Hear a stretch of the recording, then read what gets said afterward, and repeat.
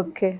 Ma'am ఇప్పుడు ఒక plastic surgeon చెప్తుంటే విన్నాను. టోన్డ్ బాడీ కానీ, లేకపోతే సిక్స్ ప్యాక్స్ కానీ చేస్తారని చెప్పేసని అన్నారు. ఇప్పుడు ఇఫ్ ఇన్ కేస్ ఒకవేళ ఒక పేషెంట్ వచ్చి తను టోన్డ్ బాడీ చేసుకోవాలంటే, ఆ పేషెంట్ మినిమమ్ ఎంత వెయిట్ ఉండాలి? అలా అయినా క్యాలిక్యులేట్ చేస్తారా? ఎలా చూసుకుంటారు మ్యామ్? సో యూజువల్గా దీన్ని హెచ్డి లైపోసక్షన్ అంటారు, హై డెఫినేషన్ లైపోసక్షన్. ఇప్పుడు మీరు అడిగిన సిక్స్ ప్యాక్ కానీ టోన్ క్రియేట్ చేయడానికి చేస్తున్నాం ఈ సర్జరీ.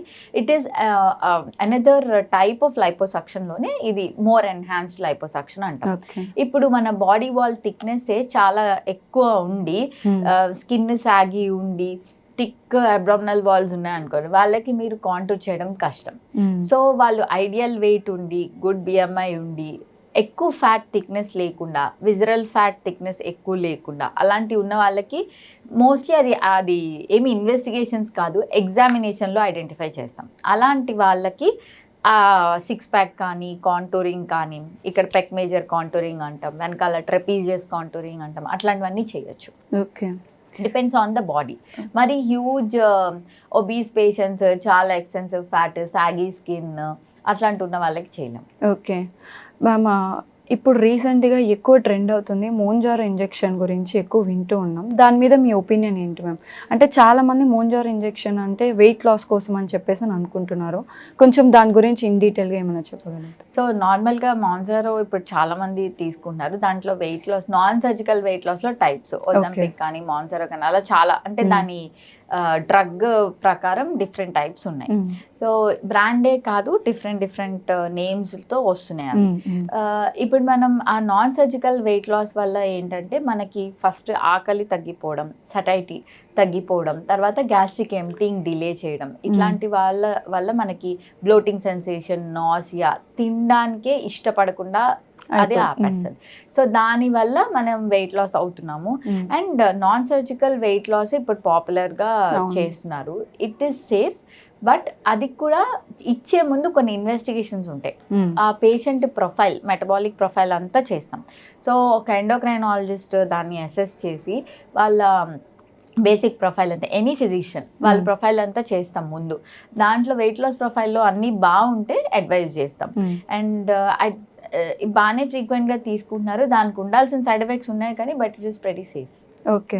అంటే వన్స్ ఆ ఇంజెక్షన్ తీసుకోవడం ఆపేసిన తర్వాత మళ్ళీ వెయిట్ గెయిన్ అయ్యే ఛాన్సెస్ ఉంటుందా మ్యామ్? అంటే రిబౌండ్ వెయిట్ గెయిన్ అంటున్నారు. అది సడన్గా మానేయడం వల్ల మళ్ళీ ఇప్పుడు సటైటీ సెంటర్ అవన్నీ బ్యాక్ అయిపోతాయి కదా. సో మీకు మళ్ళీ ఆకలేస్తుంది, మళ్ళీ గ్యాస్ట్రిక్ ఎంప్టింగ్ నార్మల్ అయిపోతుంది. దీనివల్ల రిబౌండ్ ఇది అంటున్నారు.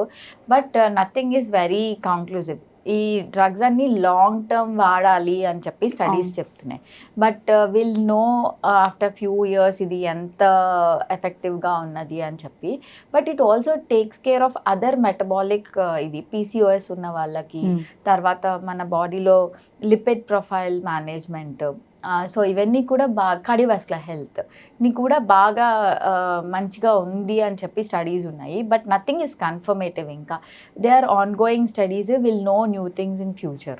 But as of now assess చేసుకొని ప్రాపర్గా కోమార్బిడ్స్ అంటే రిస్క్ ఫ్యాక్టర్స్ లేని వాళ్ళకి మోంజారో వాడుకోవచ్చు. ఓకే మ్యామ్, ఇప్పుడు ట్రాన్స్జెండర్స్ని తీసుకుంటే వాళ్ళు కూడా ప్లాస్టిక్ సర్జరీస్ చేయించుకుంటూ ఉంటారు. So mail to female, female to mail change అయ్యేటప్పుడు చాలా కాంప్లికేషన్స్ ఉంటాయి. సో వాళ్ళు కూడా ఏ డాక్టర్ దగ్గరికంటే ఎక్కడైనా తక్కువ చేస్తారేమో అని చెప్పేసి వెళ్ళిపోయి చేయించుకుంటూ ఉంటారు. సో వాళ్ళకి మీరు ఇచ్చే సజెషన్ ఏంటి మ్యామ్? అండ్ ట్రాన్స్జెండర్ పాపులేషన్ కూడా ఇప్పుడు బాగా పెరిగింది, యాక్సెప్టెన్స్ బాగా పెరిగింది, and more people are coming forward. So surgeries కూడా ఇంక్రీజింగ్ స్కేల్లో ఉన్నాయి. ఇది కూడా ఇప్పుడు నార్మల్గా వాళ్ళు ఏంటంటే ఒక ట్రైబ్ లాగా ఒకళ్ళు ఒక దగ్గరికి వెళ్తే వాళ్ళందరూ అక్కడికి వెళ్ళి చేయించుకుంటారు. And price definitely is a matter. Affordability అన్నది వాళ్ళకి చాలా ఇంపార్టెంట్ థింగ్. వాళ్ళకి ఏంటంటే అప్పుడప్పుడు వీ గెట్ పేషెంట్స్, వాళ్ళకి మనం చెప్తే ఏం చేస్తారు, ఈ ప్లాస్టిక్ సర్జన్ ఉన్నారు, ఇలా బోర్డ్ సర్టిఫైడ్ వాళ్ళని చూస్ చేసుకోవాలి అంటే they will understand. And next వాళ్ళ ఫ్రెండ్స్ కానీ ఇదేతో ఉన్న వాళ్ళు మన దగ్గరికి వస్తారు. Definitely they are certain surgeries which are very big surgeries చేయాల్సి వస్తుంది వాళ్ళకి. అండ్ అది ఒక ప్రాపర్ బోర్డ్ సర్టిఫైడ్ సర్జన్ చేస్తేనే బెటర్. ప్రైస్ ఎక్కడ తక్కువ ఉంటే అక్కడ వెళ్ళొద్దు అని వాళ్ళకే చెప్తూ ఉంటాము. But they need more awareness. Ma'am, వాళ్ళ బాడీ చేంజింగ్లో మోస్ట్ కాంప్లికేటెడ్ సర్జరీ ఏమనిపిస్తుంది మ్యామ్? నాకు అది మేల్ టు ఫీమేల్లో జెనైటేలియా చేంజ్ చేయడం కొంచెం పెద్ద ప్రొసీజర్. ఓకే. మిగతావన్నీ కొంచెం రిలేటివ్లీ ఈజియర్గా చేయొచ్చు. జెనైటేలియా చేంజ్ చేయడం ఏదో penis to vagina, vagina to penis చేయడం కొంచెం డిఫికల్ట్ సర్జరీ. ఓకే మ్యామ్, అంటే వాళ్ళకి ఒకటేసారి మొత్తం సర్జరీ అంతా కంప్లీట్ ఫినిష్ చేస్తారా, లేదు అంటే స్టెప్ బై స్టెప్ చేసుకుంటూ వెళ్తారా? యూజువల్లీ స్టెప్ బై స్టెప్పే చేస్తాము. వాళ్ళకి మధ్యలో ఎండోక్రైన్ ట్రీట్మెంట్ కూడా ఇస్తారు. ఎండోక్రైన్ ట్రీట్మెంట్ సగం తీసుకుంటూ ఉండగా అండ్ దెన్ హార్మోనల్ చేంజెస్ వచ్చిన తర్వాత యూజువల్లీ సర్జరీస్ చేస్తాము. వాళ్ళకి జెనైటల్ చేంజ్ బాటమ్ సర్జరీ అంటారు, అది ఒక సెషన్లో చేస్తాము. మిగతావన్నీ ఇప్పుడు మేల్ టు ఫీమేల్ అయితే బ్రెస్ట్ ఇంప్లాంట్స్ కానీ ఫేషియల్ ఫెమినైజేషన్, ఫేస్లో ఫీచర్స్ మార్చడం, మోస్ట్ కామన్గా nose, jawline and forehead చేస్తాం. అలాంటివన్నీ సర్జరీస్ వేరుగా అన్నీ ఒకేసారి చేయడానికి కుదరదు, ఇట్లా డిఫరెంట్గా చేస్తాం. ఓకే మ్యామ్, యాజ్ అ డాక్టర్కి ఇఫ్ ఇన్ కేస్ ఒకవేళ మీ ఫ్యామిలీ మెంబర్ ఎవరైనా వచ్చి నేను ప్లాస్టిక్ సర్జరీ చేయించుకోవాలి అని అనుకుంటున్నారు అంటే మీరు రిఫర్ చేస్తారు మ్యామ్ చేయించుకోండి అని చెప్పేసి? సో ఇది నేను నా ఫ్యామిలీ మెంబర్స్ చాలా మందికి చేసాము అండ్ దెన్ దీనిలో చేంజ్ చెప్తాను. నేను 3rd జనరేషన్ డాక్టర్స్, మా ఫ్యామిలీలో చాలా మంది డాక్టర్స్ ఉన్నారు వాట్ ఎవర్ స్పెషాలిటీ. బట్ నా కజిన్స్ నన్ను రీసెంట్గా హెయిర్ ట్రాన్స్ప్లాంట్ గురించి అడిగినప్పుడు మా పేరెంట్సే ఎందుకు ఊరికే హెయిర్ ట్రాన్స్ప్లాంటేషన్, మళ్ళీ దానికి ఏమైనా రిస్క్ ఫ్యాక్టర్స్ వస్తే నిన్నే అడుగుతారు. దెన్ ఐ సెడ్ లేదు, ఇట్ ఈస్ చేంజింగ్, ఇప్పుడు నేను చేస్తానని చెప్తున్నాను కదా అని they came forward. 4-5 patients in my family వాళ్ళకే హెయిర్ ట్రాన్స్ప్లాంట్ చేసాం. 2 పేషెంట్స్కి టమ్మీ టక్స్ చేసాం ఇన్ మై ఫ్యామిలీ. సో ఇలా డాక్టర్సే భయపడుతూ ఉంటే నా నార్మల్ పీపుల్కి కూడా ఉంటాయి ఆ inhibitions, but this can only be solve with awareness. Increased awareness create చేయాలి. More and more doctors should come in front of the media and talk, especially plastic surgeries గురించి, బికాస్ దీనిలో చాలా మనీ ఇన్వాల్వ్ అయ్యింది కాబట్టి ఎవరు పడితే వాళ్ళు మాట్లాడుతున్నారు, which is not correct. So board certified plastic surgeons అందరూ బయటకు వచ్చి ఈ మధ్య చాలా మంది నా ఫ్రెండ్స్ కూడా చేస్తున్నారు and we are trying to create that awareness among people.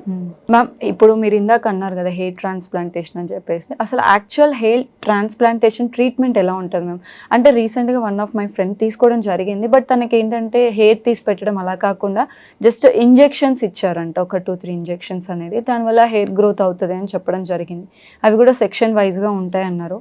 So actual hair transplantation ఎలా ఉంటుంది మ్యామ్?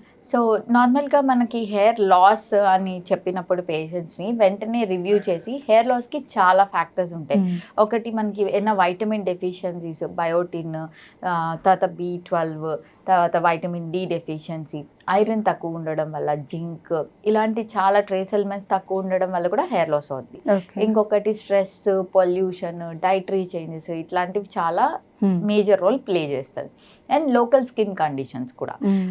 సో పేషెంట్ని అసెస్ చేసిన తర్వాత ఇలా ఇన్వెస్టిగేషన్స్ చేసి ఎందుకు వీళ్ళకి హెయిర్ లాస్ అవుతుంది అన్నది అసెస్ చేస్తాం. ఇనీషియల్ ఫేజెస్లో నాన్ సర్జికల్గానే ట్రీట్ చేయొచ్చు, అంటే హెయిర్ సప్లిమెంట్స్ ఇవ్వడము, తర్వాత లోకల్గా హెయిర్ సీరమ్, తర్వాత గ్రోత్ ఫ్యాక్టర్స్ ఇవన్నీ ఇవ్వచ్చు. మీరు చెప్పిన ఇంజెక్షన్స్ ఏంటంటే చాలా ఫేమస్గా PRP అని, గ్రోత్ ఫ్యాక్టర్స్ అని, ఎగ్జోజోమ్స్, పెప్టైడ్స్, ఇట్లాంటి చాలా టైప్స్ వచ్చాయి. ఇవేం చేస్తాయంటే స్కాల్ప్లోకి గ్రోత్ ఫ్యాక్టర్స్ని ఇంజెక్ట్ చేయడం వల్ల స్టిమ్యులేట్ చేస్తుంది హెయిర్ గ్రోత్ని, అండ్ ఫస్ట్ హెయిర్ లాస్ని స్టెబిలైజ్ చేసి తర్వాత హెయిర్ గ్రోత్ని స్టిమ్యులేట్ చేస్తాయి. ఇవన్నీ non surgical methods of hair loss. Hair transplant అనేది ఇవన్నీ ట్రై చేసి ఫస్ట్ ఇనీషియల్ స్టేజెస్లో ట్రై చేయొచ్చు, but more than 50% loss, scalp thinning, visible scalp కనిపిస్తూ ఉన్న వాళ్ళకి ఇట్లాంటి నాన్ సర్జికల్ మెథడ్స్ అంతగా యూస్ఫుల్ అవ్వదు. సో వాళ్ళల్లో హెయిర్ ట్రాన్స్ప్లాంటేషన్ అడ్వైస్ చేస్తాం. Hair transplantation is relatively very detailed procedure but simple one, but దీనికి కూడా కాంప్లికేషన్స్ ఉంటాయి. Simple one in the sense local అనెస్థీషియాలో చేసే ప్రొసీజర్, అంతా స్కాల్ప్కి లోకల్గా బ్లాక్స్ ఇచ్చి ఇంజెక్షన్స్ ఇచ్చి సెన్సేషన్ తగ్గిన తర్వాత హెయిర్ ట్రాన్స్ప్లాంట్ చేసుకోవచ్చు. It's a long procedure, but అంతా లోకల్ అనెస్థీషియాలో చేయొచ్చు. ఈ లోకల్ అనెస్థీషియాలో చేయడమే కదా, చిన్న ప్రొసీజర్ కదా అని ఎక్కడ పడితే అక్కడ చేయించుకుంటే ఒకటి రిజల్ట్ సరిగ్గా రాకపోవడం, హెయిర్ ఏదైతే ట్రాన్స్ప్లాంట్ చేసామో సరిగ్గా గ్రో అవ్వకపోవడం జరగచ్చు. ఇంకోటి ఏంటంటే పెట్టేటప్పుడు స్టెరైల్ టెక్నిక్స్ వాడకపోయినా, స్టెరైల్ ఎన్విరాన్మెంట్ వాడకపోయినా, ఆర్ ఇన్స్ట్రుమెంట్ స్టెరైల్గా లేకపోయినా, ఇన్ఫెక్షన్ ఇంప్లాంట్ అవుతుంది and it can be disastrous. అవును. సో ఇవన్నీ జాగ్రత్తలు తీసుకొని చేయించుకోవాలి. హెయిర్ ట్రాన్స్ప్లాంటేషన్లో FUE టెక్నిక్ అన్నది రీసెంట్గా బాగా పాపులర్, DHT కూడా అంటారు. అండ్ FUT పాతకాలంలో చేసేవాళ్ళు, స్ట్రిప్ మెథడ్ అని. ఇప్పుడు ఈచ్ హెయిర్ ఫాలికల్స్ని ట్రాన్స్ప్లాంట్ పిక్ చేసుకొని హార్వెస్ట్ చేసి దాన్ని మళ్ళీ న్యూ సైట్కి ట్రాన్స్ప్లాంట్ చేస్తాం. మోస్ట్ కామన్లీ హెయిర్లో డోనార్ ఏరియా ఆక్సిపిట్ వెనకాల నుంచి తీసుకుంటాం, which is the most strong and resistant hair. తర్వాత beard, chest hair, pubic hair ఏదైనా తీసుకోవచ్చు, but that's the most common thing. Last and final question, అంటే ఇప్పుడు చాలా మందికి బట్టతల వారసత్వంగా వస్తూ ఉంటుంది, సో వాళ్ళకు కూడా మనం హెయిర్ ట్రాన్స్ప్లాంట్ చేయొచ్చా మ్యామ్? ఎవరికైనా హెయిర్ ట్రాన్స్ప్లాంట్ చేయొచ్చు. అండ్ దీనిలో కూడా బట్టతల వచ్చే వాళ్ళకి ఇంతకు ముందు ఏంటంటే అబవ్ 50 ఇయర్స్కి జెనెటిక్గా మెయిల్ ప్యాటర్న్ బ్యాలెన్స్ అంటాము, అది ఆండ్రోజెనెటిక్ ఎలోపేషియా. సో అది ఫోర్ ఫాదర్స్ నుంచి వచ్చేది. ఇప్పుడు చాలా ఎర్లీగా 20-25కి ఎంతోమంది అన్మ్యారీడ్ వాళ్ళకు కూడా చాలా హెయిర్ లాస్ వస్తుంది. సో అలా ఎర్లీగా ఐడెంటిఫై చేయడం ఇంపార్టెంట్. ఎర్లీగా ఐడెంటిఫై చేస్తే మనం అలాగో హెయిర్ సీరమ్స్ నాన్ సర్జికల్గా దాన్ని మెయింటైన్ చేయొచ్చు. తర్వాత కొంచెం లేట్ అయినా కూడా హెయిర్ ట్రాన్స్ప్లాంట్ చేయొచ్చు. Okay, yeah, thank you so much ma'am. Thank you so much.